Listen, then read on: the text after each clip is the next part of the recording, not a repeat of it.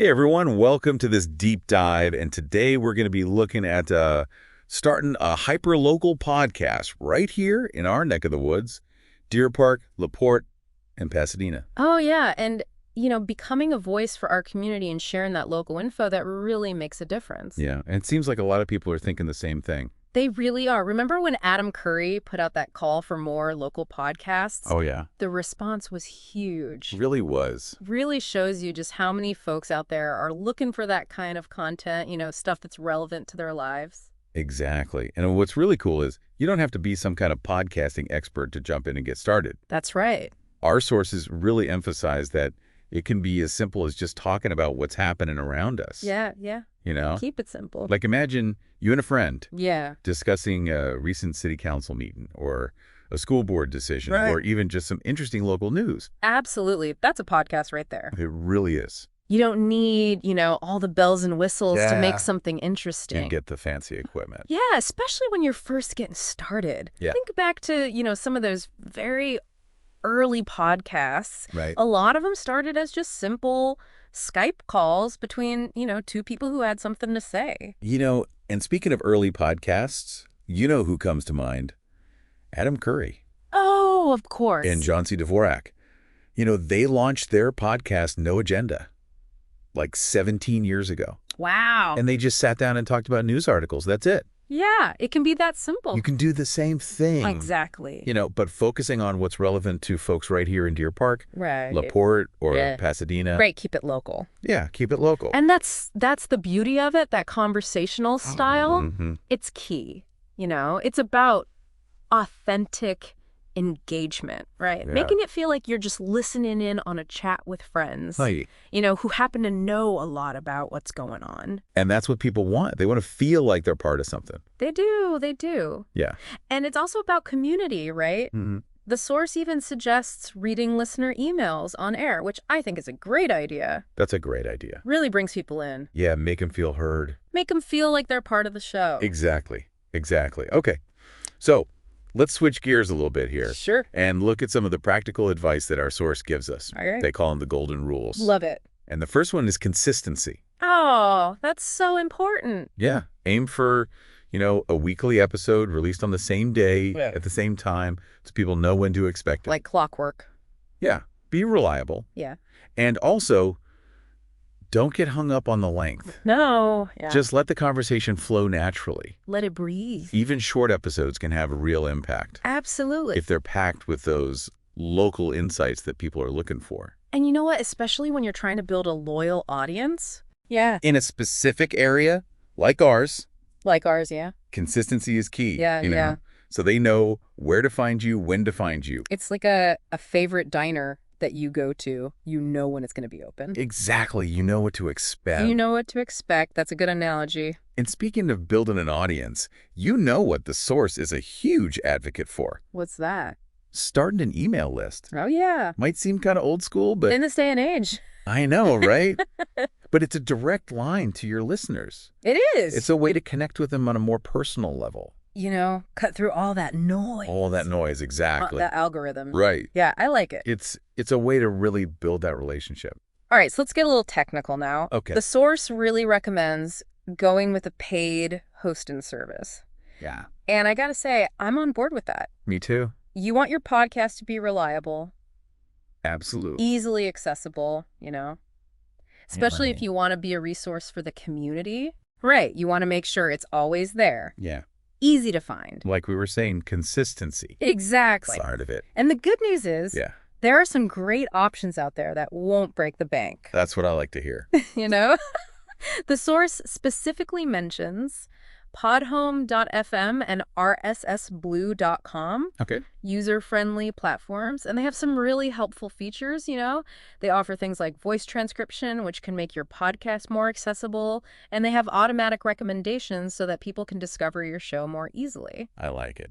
And you know what? These tools can really free up your time and energy. Yeah. So you can focus on the content. Exactly. So you can focus on creating great content about, whatever local topic you've chosen. Now, this next bit might surprise you. Okay, I'm intrigued. The source actually advises against starting with video. Really? Yeah, they think it can get really complicated really quickly. I see. And on platforms like YouTube, you risk losing control over your audience. Right. You're at the mercy of their algorithms.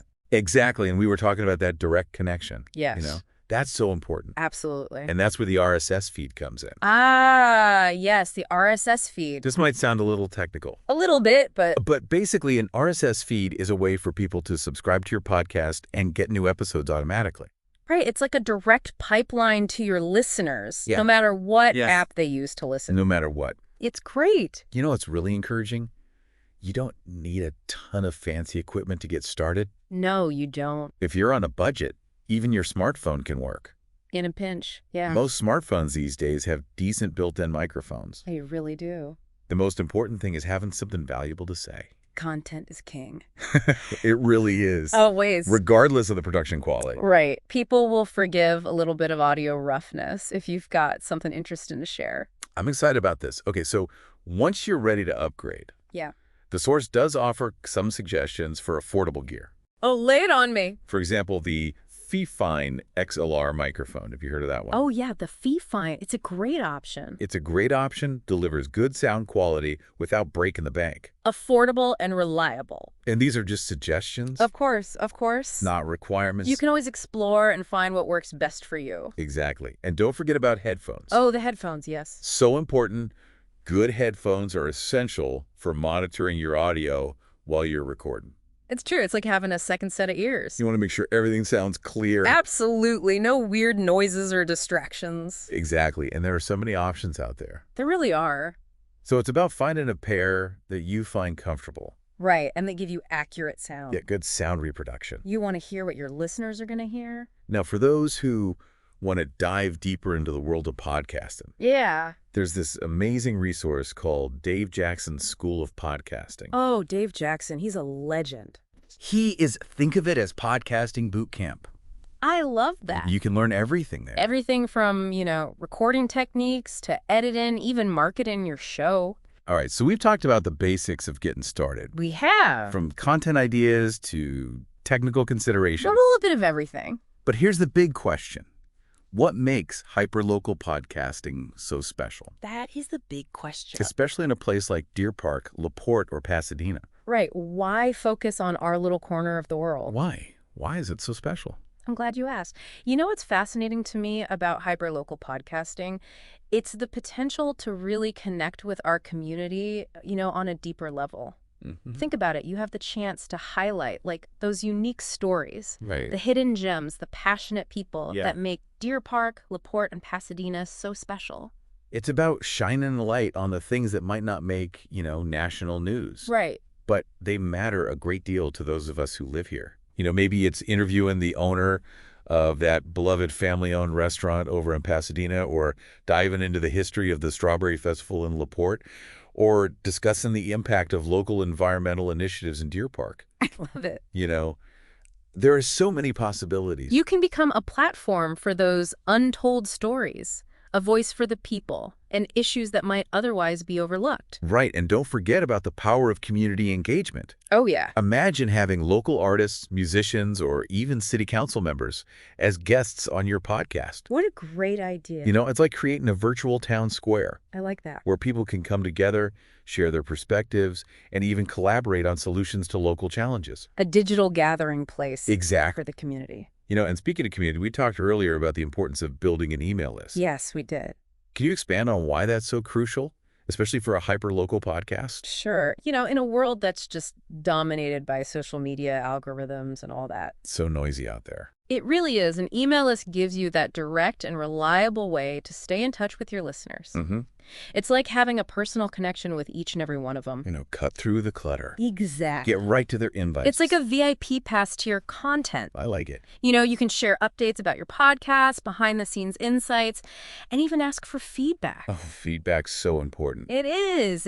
Or even suggestions on topics they'd like to hear. So it's about fostering that two-way communication. Exactly. Making people feel like they're part of a conversation, not just passive listeners. Right, they're part of the community. Yes, And sir. in a hyper-local context, that sense of community, it's even more valuable. You're not just building an audience. Right. You're building a network. A network of engaged citizens. That's it. People who care about their community and want to make a difference. So someone's listening to this right now, and they're thinking, all right, I want to give this hyper-local podcasting thing a shot. Okay, I love it. What's the most important piece of advice you would give them?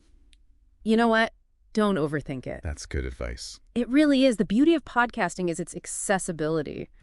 Just find a topic you're passionate about. Yeah. Something that genuinely excites you about Deer Park, LaPorte, or Pasadena. Right. Something you can talk about for hours. Exactly. Grab a friend, a neighbor, anyone who shares your enthusiasm, Right. and just start recording. Action over perfection. Yes.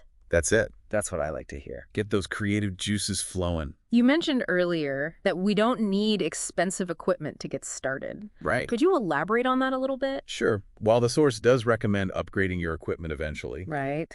they really emphasize that quality content is far more important than fancy gear. Especially in the beginning. Especially in the beginning, you can actually get started with just your smartphone.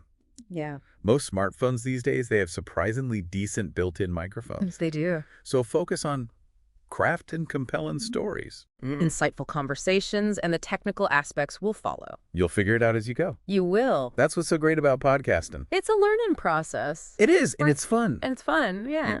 You get to experiment. Exactly. Get to find your voice. That's it. And, find what works best for you. And for your audience. So it's all about finding that sweet spot between quality and accessibility. I like that, the sweet spot. And as you grow, you can gradually invest in better equipment if you feel it's necessary. Right. No need to break the bank right out of the gate. Now, I know we touched on the Fifine XLR microphone as a budget-friendly option. We did. What makes this microphone stand out? The Fifine XLR, it's a condenser microphone, Okay. which is known for its sensitivity and its Okay. ability to pick up like a wide range of frequencies. Okay. And this makes it really ideal for recording vocals, especially if you're recording in like a home studio setting Right. where you might not have perfect acoustics. So it's forgiving. It is. It's a great choice for beginners because it offers excellent sound quality Yeah. at an affordable price. So you're getting a lot of bang for your buck. You really are. Speaking of sound quality, we can't forget about headphones. The headphones, so important. Why are good headphones so crucial for podcasters? Especially when starting out. Good headphones, they're your secret weapon Okay. for audio quality control. I like that. They allow you to hear exactly what your microphone is picking up. Yeah. So you can identify any unwanted noises or distortions. Right. Yeah. In your recording, it's like having, a built-in audio engineer. Right, Yuri. Right in your ears. Look for headphones that provide clear, accurate sound reproduction. Yeah. Without too much bass boost or other fancy effects. You want to hear your audio as naturally as possible. As naturally as possible. And that brings us to editing. Oh, yes. Editing. Can't forget about editing. The source mentions Audacity as a popular and free audio editing software. Audacity, yeah, it's a classic. It is. It's fantastic, especially for beginners. Incredibly user-friendly, Yeah. but surprisingly powerful. It can do a lot. It can. You can use Audacity to clean up your audio recordings, remove any background noise, add intro and outro music, and even adjust the levels of your different tracks. It's like having a professional recording studio Right on your computer. right on your computer. And you can't beat the price. It's free. Free 99. Exactly. So you can transform those raw recordings into polished, professional-sounding episodes Exactly, without spending a dime. without spending a dime. And that accessibility is a huge part of what makes podcasting so appealing. It is. It empowers anyone with a story to tell, Yeah. to share their voice with the world. Speaking of sharing your voice, let's bring it back to the heart of this deep dive. Okay. The power of hyperlocal podcasting. We've talked about the technical side, We have. but what are some of the social and civic benefits Oh, that's a good question. of creating a podcast that focuses specifically on a community like Deer Park, LaPorte, or Pasadena?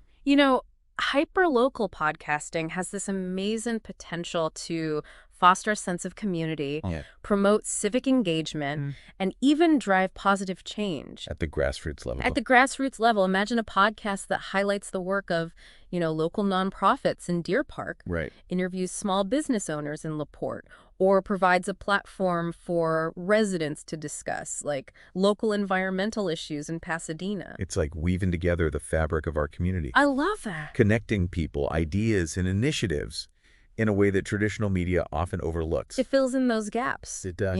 It provides that local perspective that you're not going to find anywhere else. And by focusing on these hyper-local issues, Yeah, you're creating content that is highly relevant absolutely. and engaging For your target audience. for our target audience. Yeah. And that can lead to increased civic participation, right? I think so. People might be more likely to volunteer, attend city council meetings, or even run for local office Yeah, if they feel more connected to their community and informed about the issues that matter most. absolutely. It's about empowering individuals to become active participants in shaping their community. That's such a powerful thought. And it really speaks to the heart of what we're trying to do here at Think and Act locally. It's about recognizing that each one of us has something valuable to contribute, Yeah. whether it's our time, our talents, Right. or simply our perspective. And hyperlocal podcasting can be that megaphone, Yes. amplifying those individual voices and weaving them into this tapestry of community engagement. Exactly. It's about creating a ripple effect I like that. where one person's story inspires another to get involved. Right. And together, Yeah. we create a wave of positive change. We've covered a lot of ground today exploring the nuts and bolts of podcasting, diving into the unique opportunities of hyperlocal content, and even touching on the potential for civic engagement. A little bit of everything. So as we wrap up this deep dive, Yeah. what's the one takeaway you'd like our listeners to remember? If you're passionate about your community Mm-hmm. and you have something to share, don't let anything hold you back.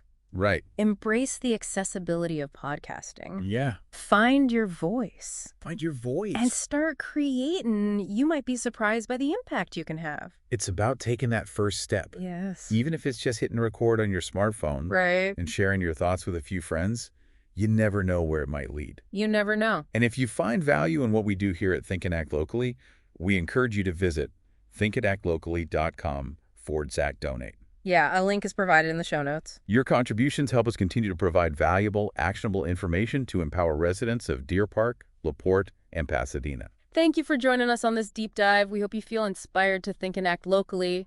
And remember, even small actions can have a huge impact when we work together.